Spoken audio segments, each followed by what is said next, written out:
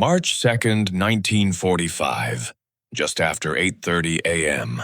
Inside Allied headquarters, far from the gunfire, a single report lands on a desk in Paris. It should not exist yet. According to doctrine, according to planning tables, according to every cautious calculation made over the past months, this outcome is impossible. A German city has already fallen, not after weeks of bombardment, not after reinforcements arrive, not after the paperwork catches up. It has fallen while orders saying "do not attack" are still moving through the system. For a moment, the room does not react. No cheering, no celebration. Only silence and the slow realization that something has slipped beyond control. At this stage of the war, control is everything. By early 1945, the Allied advance in Western Europe looks strong on maps, but fragile in reality. Fuel is scarce, roads are clogged, winter mud drags tanks to a crawl. Every mile forward stretches supply lines thinner. Every decision now carries political weight, not just military risk. Victory is expected, but failure, even briefly, could still change the shape of the post-war world. That is the pressure hanging over the Allied command.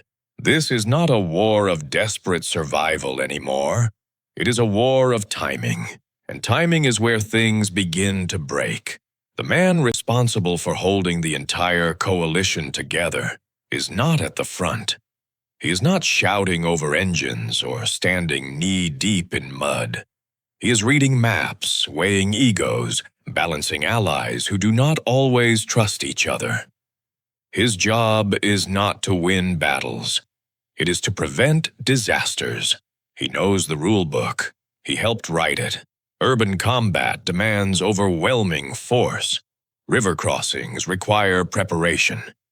Independent action, especially by aggressive commanders, risks everything from stalled offensives to political fallout with allies. These are not abstract concerns. They are lessons paid for in blood, which is why the report in front of him feels wrong. Somewhere east, a commander has moved faster than the system allows, faster than logistics approve, faster than headquarters can comfortably admit. This was not supposed to happen now. Or like this. No biography is needed to understand the man who did it. You can see him in the rhythm of the advance, in the refusal to wait, in the belief that hesitation is more dangerous than enemy fire. He does not ask for consensus. He acts and forces everyone else to react. That is the problem, because the system he is operating inside was built to prevent exactly this kind of behavior. The system values coordination over instinct, planning over momentum, safety over speed. And most of the time, that system works, until it doesn't. By the time staff officers begin to trace the movement on the map, the situation is already outdated. Units are no longer where they were reported hours ago. Defensive assumptions no longer apply. The enemy is responding, but too late and in fragments. This is where command doctrine begins to crack, not because it is wrong, but because reality has moved ahead of it. At headquarters, voices begin to rise. Questions are asked that do not have clean answers. Was this authorized? Was it reckless? Was it brilliance or blind luck? And more importantly, should it be stopped now before it goes further? Stopping it would restore order. Allowing it to continue could change the pace of the war. The man reading the report understands what is truly at stake. This is no longer about one city or one commander. It is about whether speed itself has become a weapon, and whether the system is brave enough to accept that. He does not issue a statement. He does not correct the record. He does not immediately intervene. And in that pause, in that deliberate moment of silence, The war quietly accelerates. Because when command hesitates, momentum decides. And whatever is coming next, it will not wait for permission. Early March 1945. Just after 9 a.m., across Western Europe, the war appears to be moving in one direction only. The front lines push east, towns fall, German resistance weakens by the week. On paper, the outcome is settled. In reality, nothing feels settled at all. The Allied advance has reached the point where success creates its own danger. Supply routes stretch hundreds of miles back to ports still recovering from sabotage and storm damage. Fuel convoys are rationed by the hour. Ammunition priorities are debated at conference tables before they reach the front. Every mile gained increases pressure on the system meant to sustain it. At this stage, the greatest enemy is no longer German firepower. It is friction. Winter has not released its grip. Roads dissolve into mud. Rivers run high and fast. Bridges are either destroyed or trapped with explosives. A single stalled armored column can jam an entire sector for hours, sometimes days. This is why doctrine matters now more than ever. Urban combat is the nightmare everyone wants to avoid. A city is not just buildings. It is narrow streets that cancel armor-elevated firing positions, that favor defenders and civilians who complicate every decision. The rule is simple and unforgiving. To take a city safely, you overwhelm it. You bring numbers. You bring time. Time is the one resource the Allied command no longer has in abundance. The coalition itself is under strain. British commanders argue for deliberate, methodical advances. American field commanders push for speed and exploitation. Supplies allocated to one army mean shortages for another. Every decision echoes politically, not just tactically. This is the environment in which restraint is supposed to prevail, which is why the action now unfolding feels like a violation, not just of orders, but of the unspoken agreement holding the alliance together. From headquarters, the map does not show bold arrows and heroic charges. It shows choke points. It shows bridges marked in red. It shows cities that planners have circled and labeled as future problems, not immediate objectives. Those circles exist for a reason. They represent places where momentum goes to die. The staff officers know this. They have studied it. They have lived it. They have seen what happens when enthusiasm outruns logistics. They have seen advances stall, casualties spike, and political blame follow. And yet the markers on the map are being crossed anyway. Reports arrive out of sequence. Units appear farther forward than expected. Enemy resistance collapses in areas that were supposed to hold for days. Intelligence estimates begin to contradict each other. One report warns of strong defenses.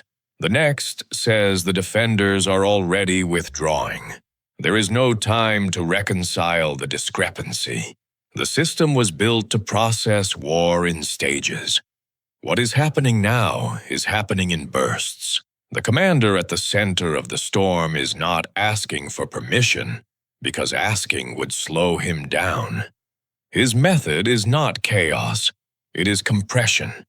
He squeezes the enemy's decision cycle until it breaks. He moves before resistance solidifies, before orders can cascade downward, before fear can organize itself. To the men on the ground, it feels like momentum. To the men at headquarters, it feels like losing grip. This is the conflict that now dominates the room. Not whether the advance is succeeding, but whether success achieved this way can be controlled. Stopping the momentum would require intervention, a clear directive, a public correction. the kind that reasserts authority and restores predictability. It would also concede something far more dangerous, that the system, as designed, cannot keep pace with the reality it is facing. Allowing the advance to continue carries the opposite risk. If it collapses, responsibility will not belong to the man at the front alone. It will climb the chain of command and settle at the highest level. That is the weight pressing down on the decision makers now. They are no longer choosing between advance and caution. They are choosing between doctrine and time is already moving. By mid-morning, it is clear that whatever line was meant to hold has already been crossed. The question is no longer whether this advance should have happened. The question is whether anyone will dare to stop it. At this point in the war, rules exist for a reason. They are not theories written in classrooms. They are conclusions drawn from cities reduced to rubble, from divisions lost in streets measured in yards instead of miles. Every major army fighting in Europe understands the same truth. Cities are traps. They swallow momentum. They neutralize armor. They force infantry into blind corners and upper floors where defenders hold every advantage. Urban warfare is not about speed. It is about endurance, attrition, and numbers. The doctrine is clear. To take a fortified city without catastrophic losses, an attacking force must bring overwhelming superiority. 3-1 is the minimum. 4-1 is preferred. Anything less invites disaster. Anything less risks turning progress into paralysis. These numbers are not conservative guesses. They are the result of bitter experience, which is why the system reacts so sharply to what is unfolding now. The advance underway does not meet those requirements, not even close. The units involved are strong, but they are not sufficient by doctrinal standards. They are not backed by the depth planners insist upon. They are operating on borrowed fuel, borrowed time, and borrowed patience from a system designed to slow them down. This is where logistics enters the conversation. Fuel is the lifeblood of modern war, and by early 1945, it is rationed with surgical precision. Every gallon allocated to one thrust is a gallon denied elsewhere. Every unscheduled movement ripples through supply tables already stretched to the edge. Trucks are limited, roads are fragile, bridges are scarce, engineers are already committed days in advance. There is no slack left in the system, which means any deviation is not just risky, it is disruptive. At headquarters, planners understand this instinctively. They see the consequences before they see the results. A stalled column inside a city does not simply stop itself. It blocks follow-on forces. It consumes fuel while going nowhere. It demands artillery support that was not scheduled. It forces air assets to divert. One mistake can cascade. That is why the doctrine exists. Not to restrict initiative, but to protect the entire structure from collapse. And yet, doctrine assumes one critical condition, that the enemy will behave as expected. What the system struggles to measure is the human factor on the other side of the line. Fatigue, confusion. Units held together by orders rather than confidence. Commanders who are reacting instead of planning. The doctrine assumes resistance will be organized. The reality now suggests it is fragmented. This is the fracture point, because doctrine is built to defeat a capable enemy at full strength. It is less suited to exploiting an enemy that is already losing coherence. Speed in those moments becomes a force multiplier the manuals do not fully account for, but the manuals still rule. At headquarters, objections stack quickly. This advance violates urban warfare principles. It exceeds logistical tolerances. It risks political fallout if it fails publicly. It emboldens a style of command that is difficult to control and impossible to standardize. If allowed to continue, it sets a precedent. Other commanders will notice. Other fronts may demand similar freedom. The carefully balanced coalition could fracture under competing interpretations of success. This is not paranoia. It is institutional memory. The system has seen charismatic commanders before. It has seen bold advances that burned brightly and then burned out, leaving wreckage behind. It was built to prevent personalities from overriding coordination, which is why stopping the advance would be defensible, even necessary. A clear order, a public correction, a reassertion of structure. But issuing that order now carries its own danger, because the advance is already in motion. Halting it midstream risks freezing units in exposed positions. It signals hesitation to the enemy at the exact moment they are least prepared to exploit it. It hands back initiative that may never be recovered. This is the paradox the system was never designed to resolve. Doctrine demands control. Momentum demands commitment. At this stage, neither choice is clean. The maps on the table no longer represent a plan. They represent a decision already made, whether acknowledged or not. Lines have moved. Assumptions have expired. Time has invalidated procedures written only weeks earlier. The system can still intervene, but doing so would mean admitting that speed, not doctrine, is now driving the war. And that admission carries consequences no one in the room is eager to own. He does not raise his voice. That is the first thing people notice about him in moments like this. While others argue over arrows on maps and fuel columns measured down to the last gallon, he remains still, not detached, focused, listening. This is not indecision, it is calculation.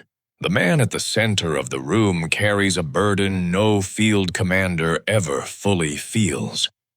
He is responsible not just for winning battles, but for keeping an alliance intact while doing so. Every move he authorizes must survive scrutiny from multiple governments, competing generals, and a public that expects victory without chaos. He understands personalities as well as terrain. He knows that some commanders fight by procedure and others fight by instinct. He knows which ones need rules and which ones break rules by nature. He also knows that wars are rarely won by committees.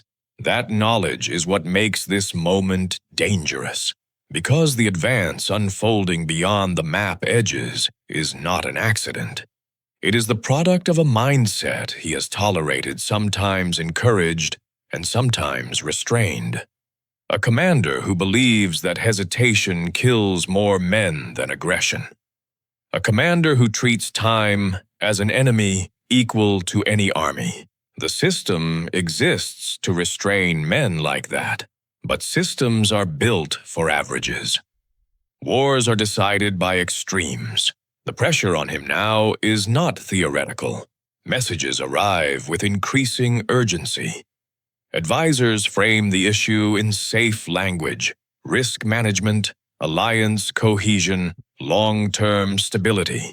Each concern is valid. Each is incomplete. He sees something else. He sees an enemy whose reactions are slowing. Reports indicate confusion at lower levels of command. Defensive lines that should be solid are yielding faster than expected. Movements that suggest withdrawal rather than resistance. These are not signs doctrine is designed to exploit. They are signs that demand judgment. He understands that stepping in now would restore order. A single directive would realign the entire front. The advance would slow. forces would regroup, the system would breathe again. It would also surrender momentum. Momentum is not listed on supply tables. It cannot be requisitioned or replaced. Once lost, it is rarely regained on favorable terms. He also understands the political optics. Allowing an aggressive commander to continue unchecked invites criticism. If it fails, questions will follow. Why was this allowed? Why were procedures ignored? Why was control surrendered? Those questions will not be directed at the man at the front. They will be directed at him. This is the moment doctrine offers certainty. Intervene, and responsibility is shared with the system. Do nothing, and responsibility becomes personal. He does not consult a council. This is not the kind of decision that benefits from debate.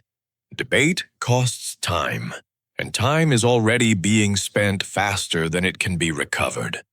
Every hour that passes without intervention increases the cost of reversing course. He considers the alternative. What happens if the advance is stopped now?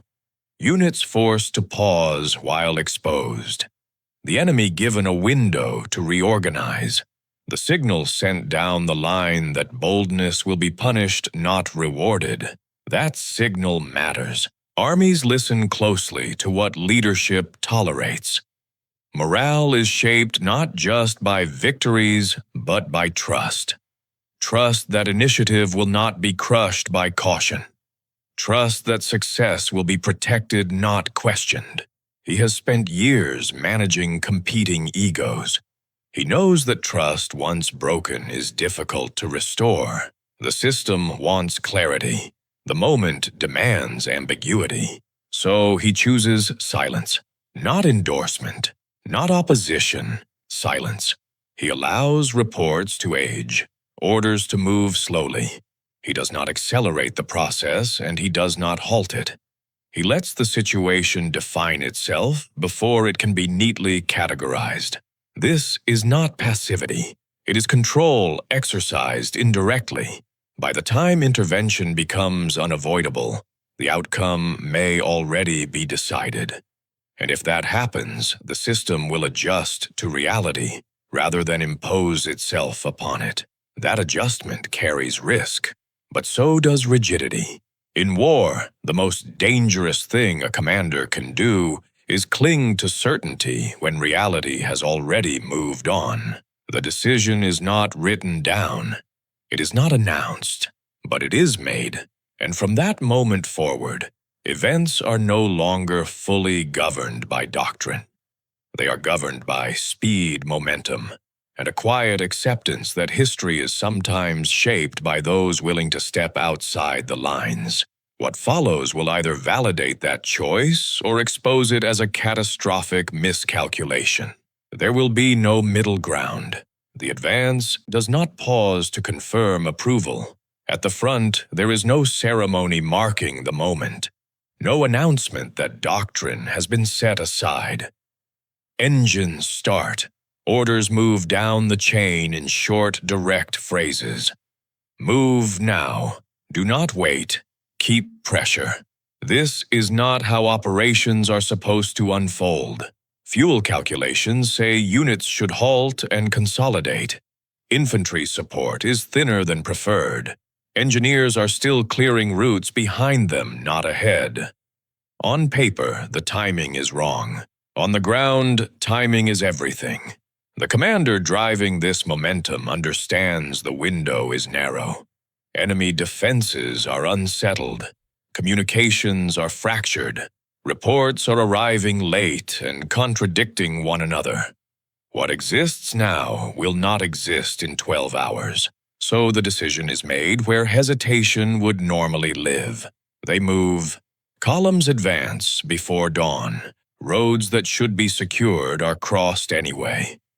Bridges that planners expected to be destroyed are approached at speed, betting on shock rather than certainty. When resistance appears, it is engaged immediately, not studied. This is not recklessness. It is compression. The idea is simple and brutally effective. Do not give the enemy time to decide what to do. Force reaction instead of response.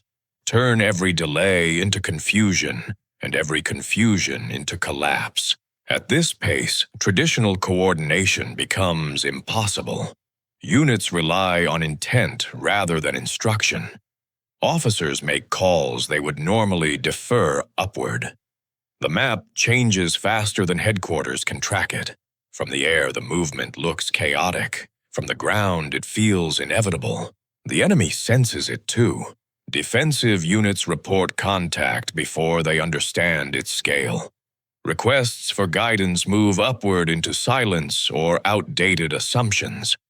Positions prepared for deliberate assault are bypassed or struck before readiness is complete. What was meant to be a fortified line becomes a series of isolated fights. This is where speed reveals its true value. Every hour gained denies the enemy a chance to reorganize. Every mile covered forces a new calculation that cannot be completed in time.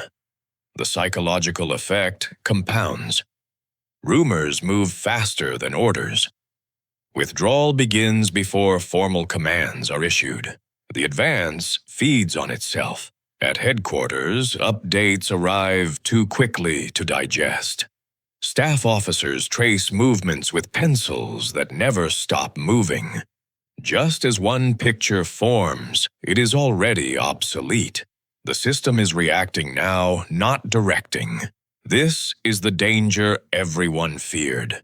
If the advance stalls, units will be exposed. If bridges are destroyed at the wrong moment, columns could be split. If resistance hardens unexpectedly, casualties could spike beyond control.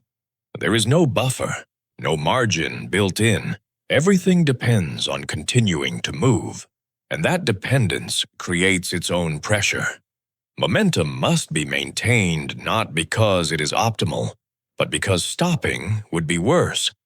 The choice to act early has removed the option to pause safely. This is the cost of speed. At the same time, the results are undeniable. Enemy positions crumble faster than predicted. Areas marked as future objectives are reached ahead of schedule. Intelligence estimates fall apart under the weight of reality. The war is no longer proceeding according to plan. It is proceeding according to momentum. This is the point where leadership at the highest level faces a narrowing corridor of options. Intervention now would mean freezing forces already committed. It would mean explaining success that violated procedure. It would mean reasserting control at the expense of advantage. Allowing the advance to continue means accepting a loss of predictability. It means trusting judgment over structure. It means betting that speed will outrun the consequences of error. Neither path is comfortable, but one is already unfolding. By the time the next round of orders is drafted, the situation they describe no longer exists. The front has moved. The assumptions have expired. The window to stop what is happening without consequence has closed. From this point forward, the advance cannot be neatly undone. It can only be carried through. And as the distance between action and approval grows, the war enters a phase where outcomes are decided, less by planning and more by nerve. What began as an unauthorized push is becoming something larger.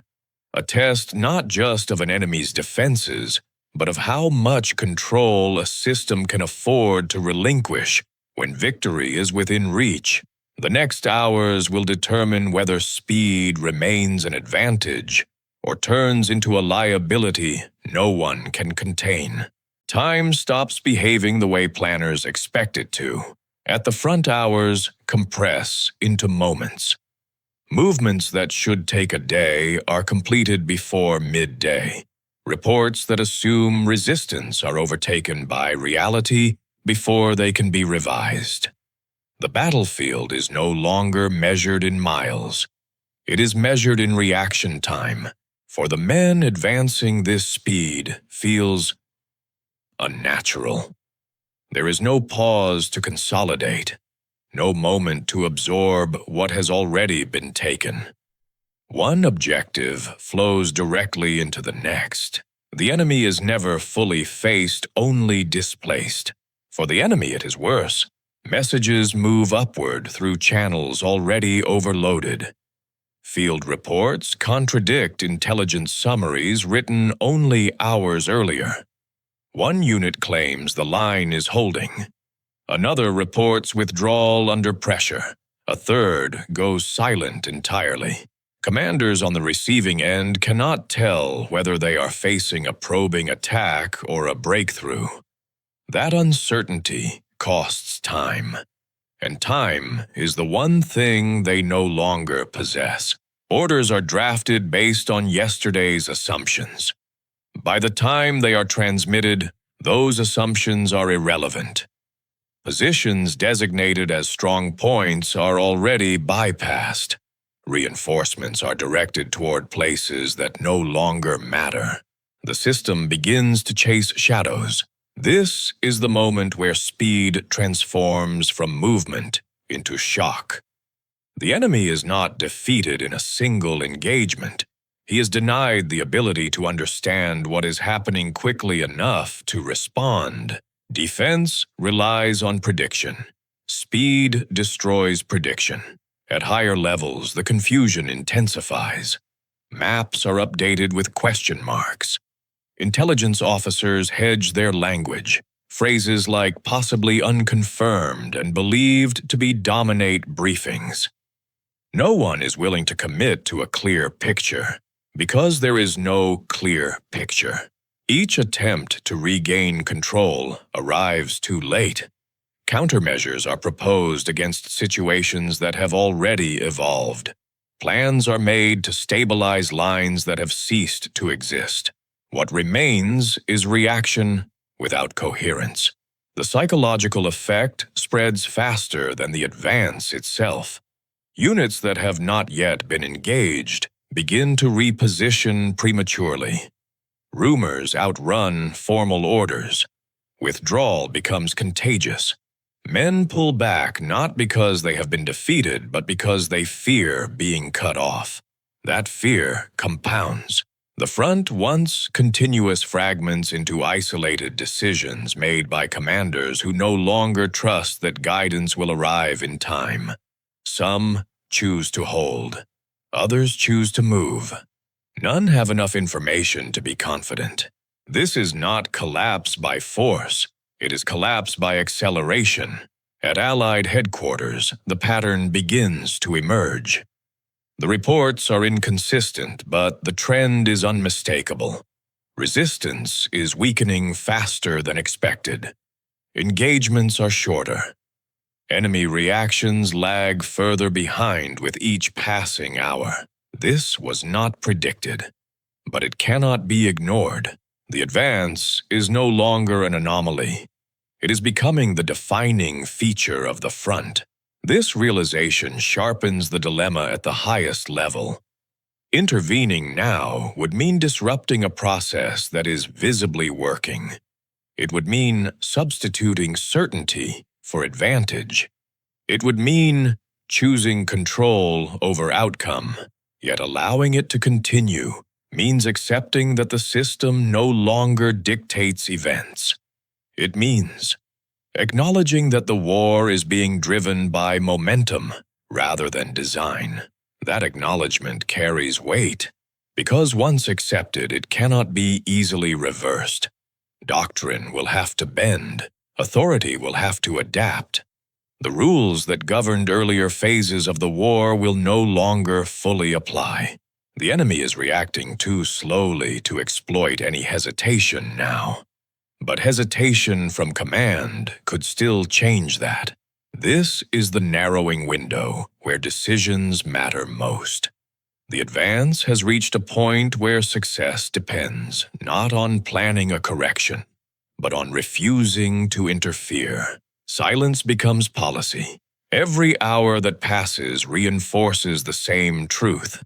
The longer momentum is preserved, the harder it becomes for anyone on the other side to regain balance. What began as a calculated risk is now generating its own logic. The system did not choose this path deliberately. It arrived here because time did not wait for permission. And as the pace continues to accelerate, one reality becomes impossible to ignore. Whatever happens next will happen faster than anyone at headquarters can fully control. The war is no longer asking whether this should continue. It is asking whether anyone is still in a position to stop it. The room feels smaller now. Maps cover the tables, but no one is studying them the way they did before. They are no longer tools for planning. They are confirmations of something already in motion. Lines have shifted too far, too fast for comfortable discussion. Updates arrive continuously, not in clean summaries, but in fragments. A bridge taken earlier than expected, resistance lighter than predicted, enemy units disengaging without orders. Each message alone can be explained away. Together they form a pattern no one is eager to name. This is not how fronts are supposed to move. Staff officers exchange glances before speaking. Language becomes cautious, carefully neutral. No one wants to be the first to say that control is slipping, even if everyone can see it. The alliance was built on coordination, shared planning, predictable execution. What is unfolding now challenges that foundation. Not because it is failing, but because it is succeeding in ways the system did not authorize. That distinction matters. British representatives watch closely. They understand methodical warfare. They trust preparation over impulse. To them, this pace looks dangerous. It threatens to pull resources forward without regard for balance. It risks exposure. It invites overextension. Concerns are raised quietly at first, then more openly. Is this sustainable? Is this being supervised? What happens if it stops suddenly? The answers are unsatisfying. No one can say with certainty who is directing events anymore. Orders are being issued, but they are chasing momentum, not shaping it. By the time instructions reach the front, they describe a situation that has already changed. The system is no longer leading. That realization unsettles everyone in the room. Because the system is not just a mechanism for war, it is a mechanism for accountability. When it works, responsibility is distributed. When it fails, responsibility concentrates. Eyes turn toward the man at the center of the command structure. He has not spoken much. He does not need to. The questions are not about tactics anymore. They are about permission. Has this gone too far? Should it be reined in? Is it time to step in? Intervening now would send a clear signal. It would reassert authority. It would reassure allies that procedures still matter. It would slow the advance to a pace everyone understands. But it would also acknowledge something uncomfortable, that what is happening has already escaped the boundaries set for it.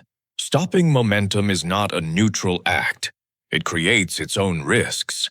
Units committed forward cannot simply reverse course without consequence. The enemy, though disoriented, is not gone. A pause would give him time to breathe, to regroup, to turn confusion into resistance. The price of caution now may be higher than the price of audacity earlier.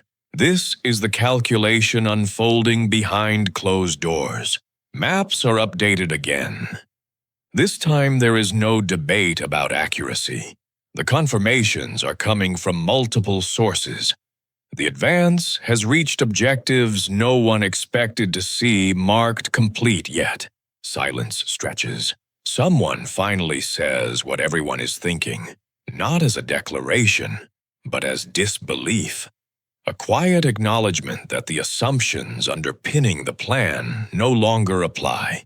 This was not supposed to happen this way. The words hang in the air because they are true. The war has accelerated beyond the pace the Alliance prepared for. The enemy is reacting, but always behind the curve. The advance is creating facts faster than they can be approved. At this point, intervention would not restore order. It would only reveal how much order has already been surrendered. The realization settles slowly but firmly. Whatever judgment is passed on this moment later, it will not be made here in this room while events are still unfolding.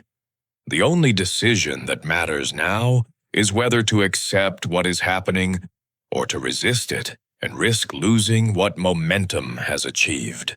There is no applause, no agreement voiced aloud, just the understanding that the next confirmation will remove any remaining doubt. Because when the next report arrives, it will not describe a developing situation. It will describe a result. And when that happens, the conversation will no longer be about whether this should have continued. It will be about how the impossible became real. The confirmation does not arrive dramatically. There is no shout across the room, no sudden movement. It comes the way most irreversible moments do, quietly wrapped in routine language that fails to match its weight. A report is placed on the table, stamped, verified, cross-checked, no qualifiers. The objective has been taken. For a few seconds, no one speaks. Not because the words are unclear, but because they are too clear. There is no room left for interpretation, no ambiguity to hide behind. What was once considered reckless, premature, even impossible, has already happened. The room exhales without realizing it. This is the moment planners fear and secretly admire. The moment when reality forces doctrine to stand aside. When the map no longer reflects intent, only consequence. Someone leans closer to the table, tracing the updated line with a finger. The distance covered in such a short span is unsettling. It is not just progress, it is acceleration. The implications ripple outward immediately. A fortified position meant to delay the advance is gone. A crossing assumed to be contested is now secure. Routes that were supposed to be opened days later are already in use. The entire sequence of operations has shifted forward in time, not by design, by momentum.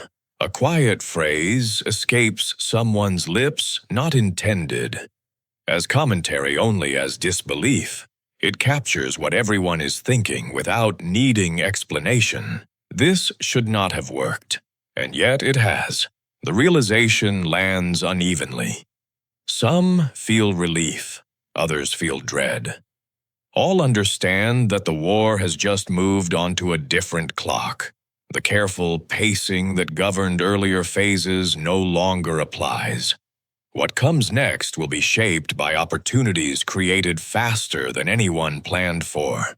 The system absorbs the shock the only way it knows how, by recalculating. Resources are re-evaluated. Timelines are revised. Contingencies once scheduled for the future are pulled forward. Staff scramble to align paperwork with facts already on the ground. The bureaucracy is catching up to victory. But beneath the procedural response, a deeper shift is occurring. The question is no longer whether this advance was justified. The question is what it reveals about the nature of the war now being fought. The enemy is still present, still dangerous, but no longer dictating the tempo. Reaction has replaced initiative. This was not achieved through overwhelming force alone. It was achieved by denying the enemy the time required to understand what was happening. That truth is uncomfortable. Because if speed can do this, then the assumptions underpinning much of the campaign must be reconsidered. The margins of safety that doctrine demands may no longer exist. Or worse, they may be illusions that slow success rather than guarantee it. No one says this aloud. Instead, the room focuses on what must be done next. Momentum must be preserved. Opportunities exploited before they close. The advance must not be allowed to stall now that it has proven decisive. This is where control returns, but in a different form.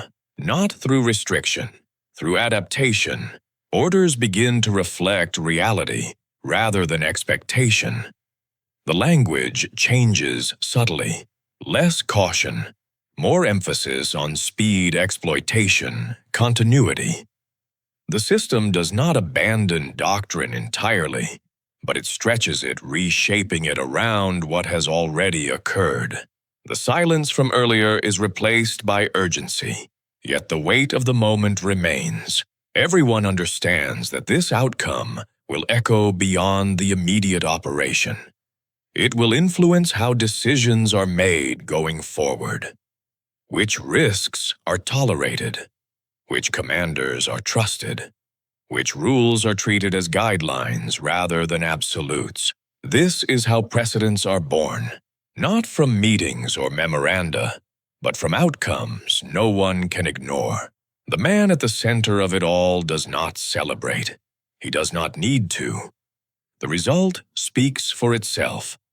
His silence now carries a different meaning, not hesitation, but acceptance. The war has accelerated and with it responsibility. What happens next will determine whether this moment is remembered as brilliance or as the beginning of something far more dangerous. Momentum cuts both ways. It must be fed or it will turn against those who rely on it. The confirmation has closed one debate and opened another, because now that the impossible has occurred, the alliance must decide how far it is willing to let speed reshape the remainder of the war. There will be consequences. There always are. They simply have not arrived yet. The impact does not stay contained. Once the result is acknowledged, it begins to travel outward faster than any formal announcement. What was an isolated success becomes a reference point, a shift. Other commands take notice not through directives, but through the sudden rearranging of priorities. Routes once considered secondary are now vital. Supply schedules written days earlier are torn up and rewritten overnight. Units earmarked for later phases are quietly redirected forward. The front adjusts itself around momentum, not planning. This is how acceleration spreads. On maps across headquarters, the war looks different than it did 24 hours earlier. Not because territory has dramatically changed, but because assumptions have. The enemy is no longer expected to hold in depth. Delay is no longer presumed. Opportunities appear where caution once ruled. The system adapts because it must, but adaptation has a cost. Fuel allocations tighten elsewhere. Armies operating methodically feel the strain first. Requests that would have been routine are now questioned. Tensions rise between commands that measure success differently. One side sees progress, the other sees imbalance. The alliance begins to feel the pull. British planners worry aloud about overextension. They remember wars where speed created salience that collapsed under pressure. They value synchronization, not surprise.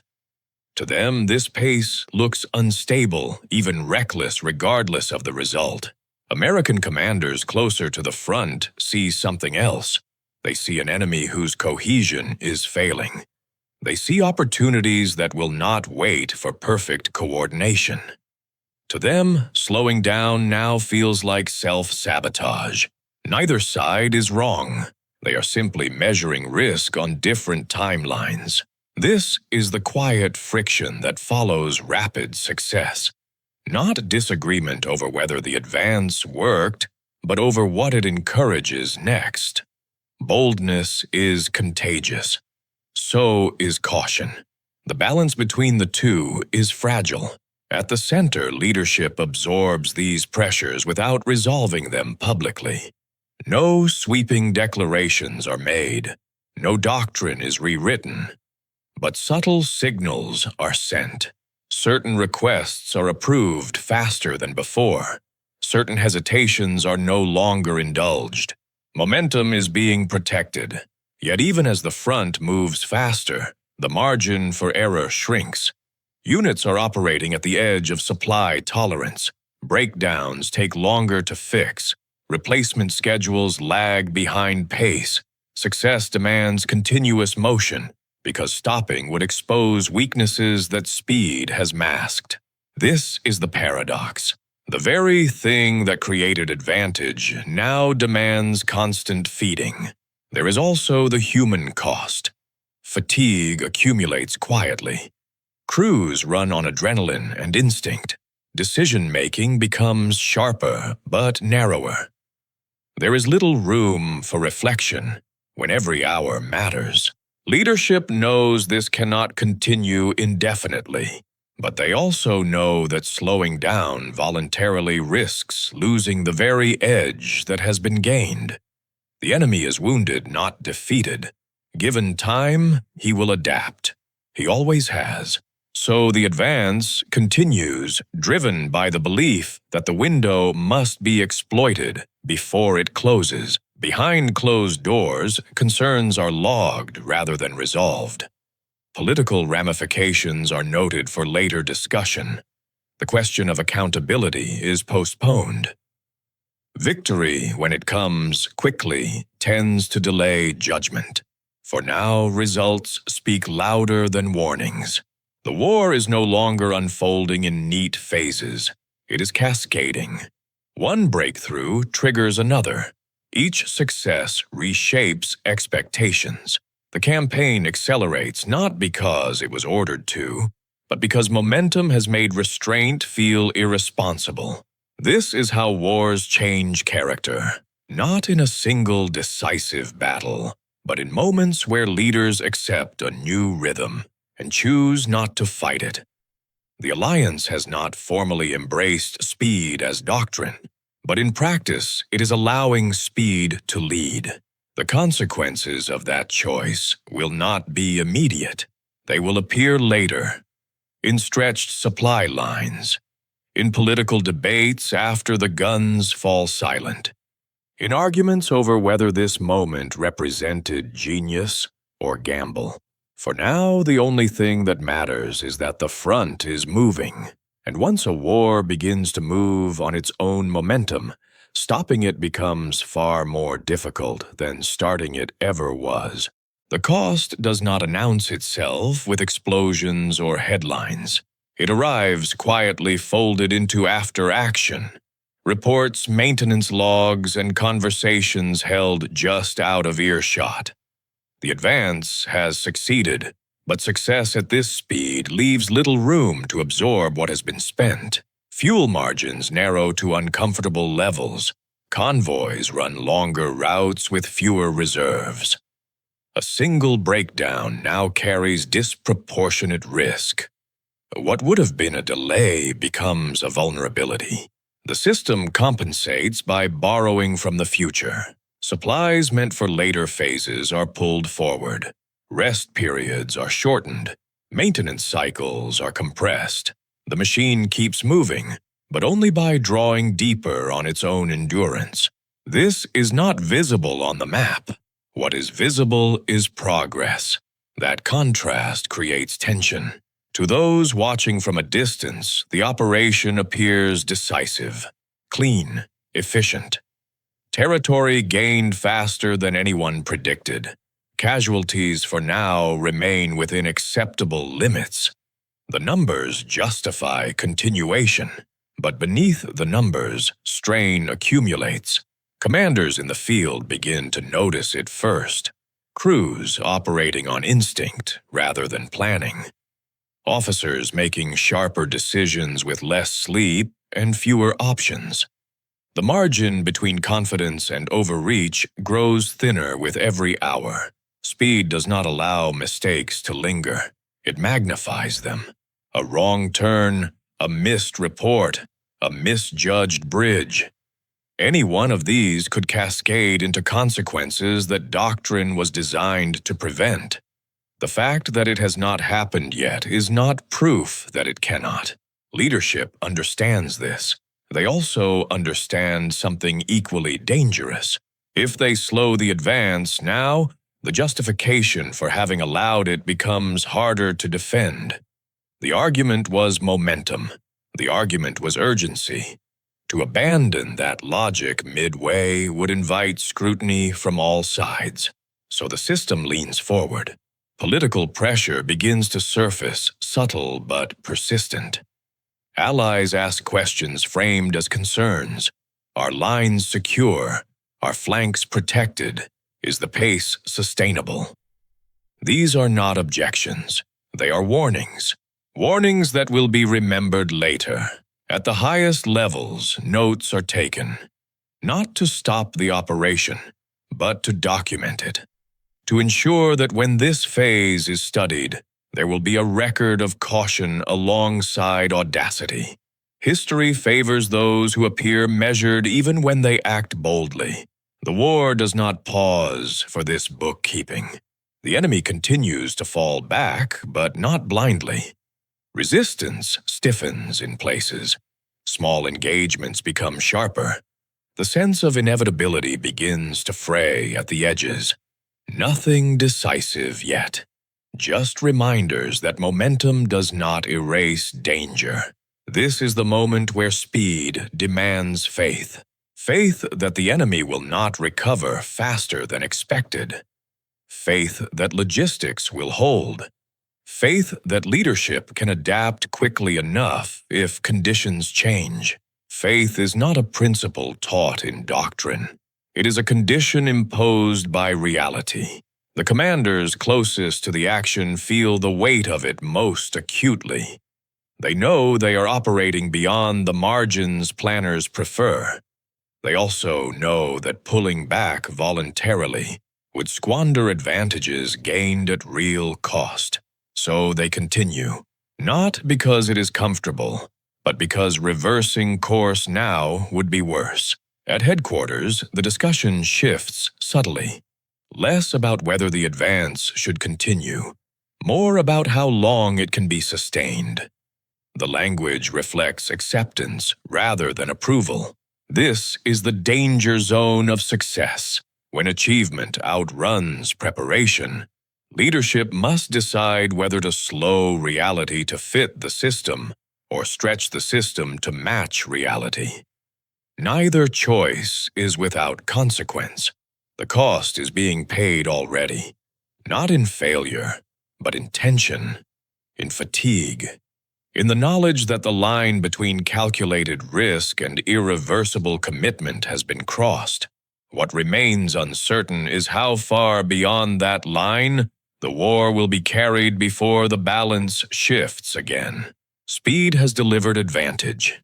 Now it demands payment. By the time the full cost begins to surface, the decision is already beyond recall. From the highest level, the picture is clearer than it appears on the maps. The advance has not simply gained ground. It has altered the tempo of the war. Timelines once considered fixed have been compressed. Phases that were meant to unfold sequentially are now overlapping. This was never part of the original design. Yet it is now the reality that must be managed. The man responsible for holding the entire structure together studies the reports with a different lens. He is not measuring success by miles gained or units destroyed. He is measuring whether the enemy has lost the ability to dictate events. The answer increasingly is yes. Resistance still exists, but it is reactive. Decisions are being made under pressure rather than from preparation. Defensive plans are abandoned before they can be executed.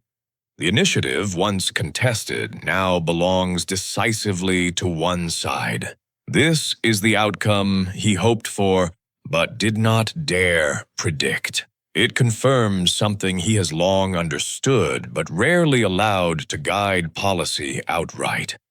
That there are moments in war when structure must yield to momentum, not permanently, not recklessly, but decisively. Those moments are brief, missed if hesitated over, irrecoverable if mishandled. This was one of them. The silence he chose earlier now reads differently. What once looked like indecision appears in hindsight as restraint. By not intervening too soon, he allowed reality to define itself fully before imposing control. That distinction matters. Had he stepped in early, the advance might have slowed just enough to give the enemy time to regroup. The opportunity would have passed unnoticed, buried beneath procedure and caution. The war would have continued, but on terms less favorable. Instead, momentum was allowed to run, not unchecked, but unchallenged. Now the task is to contain its consequences without suffocating its advantages. Control must return gradually, not through reversal, but through alignment. Doctrine cannot be ignored forever, but it can be reshaped around proven outcomes. This is how systems survive boldness. They absorb it. There will be criticism. He expects that. Questions will be asked later when the urgency fades and reflection becomes possible. Why risk so much when victory was already likely? Why tolerate methods that undermine established command? Those questions assume time was abundant. It was not. Wars do not end because they are predicted to. They end because someone forces them to. The enemy does not collapse on schedule. He collapses when pressure exceeds his capacity to adapt. That threshold was reached faster than anyone planned. The decision to allow speed to lead has accelerated more than just movement. It has accelerated exhaustion on the opposing side. It has narrowed their options. It has compressed their ability to recover. This is not reckless leadership. It is adaptive leadership. And adaptation always looks dangerous from within rigid frameworks. As the front continues to move, his role shifts again. Less about permitting action, more about ensuring it does not fracture the coalition that enabled it. The war is being won forward. It must still be held together from behind. That balance will define how this moment is remembered.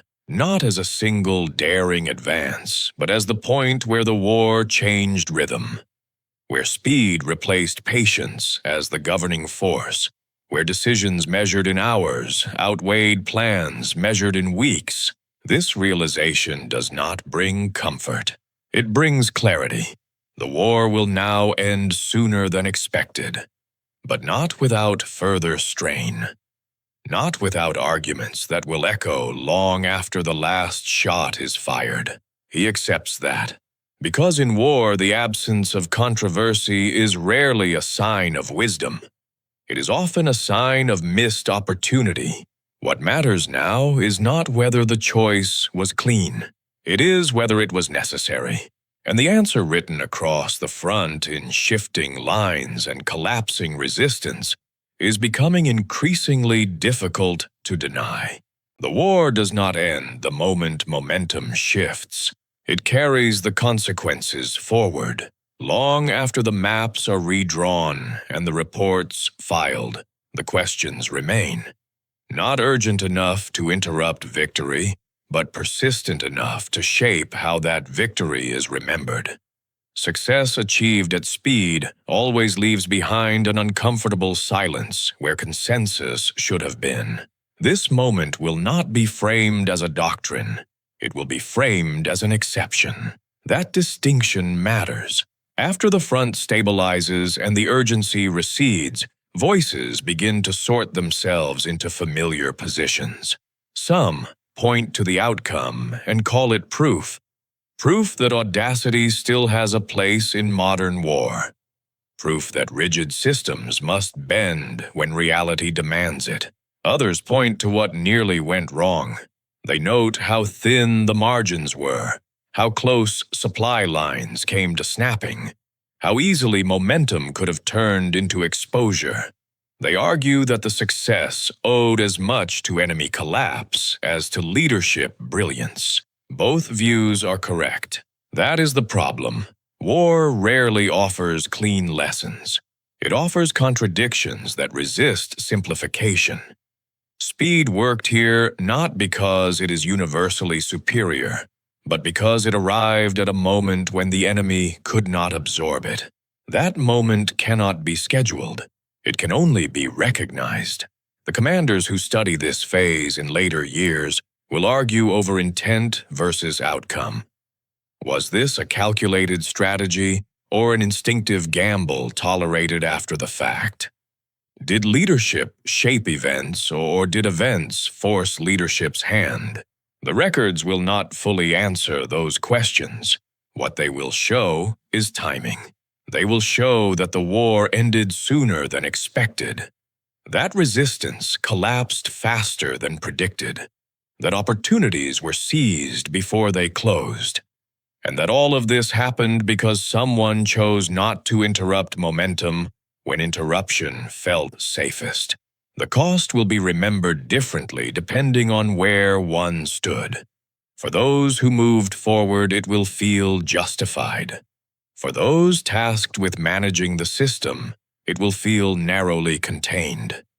For those studying it later, it will feel uncomfortably situational. That is the nature of legacy in war. It does not settle, it drifts. This episode will never be reduced to a checklist or a manual. It will remain a reference point, a story told quietly among professionals, a reminder that there are moments when the system must decide whether it exists to enforce order or to recognize when order has already been overtaken by events. That reminder carries weight precisely because it resists easy replication. Try this at the wrong time, and it becomes catastrophe. Wait too long, and it becomes regret. The difference is not written in doctrine. It lives in judgment. As the war moves toward its conclusion, this judgment lingers beneath the surface. It shapes how commanders think about initiative, about silence, about when not giving an order is itself a form of command.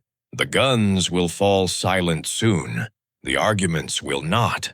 They will echo in training halls, in planning rooms, in the margins of future conflicts, where speed again tempts those who believe they see an opening. Some will invoke this moment as justification. Others will warn against misunderstanding it. Both will be speaking to the same truth. That history does not reward caution or audacity alone. It rewards those who understand when one must yield to the other, and that understanding is never comfortable.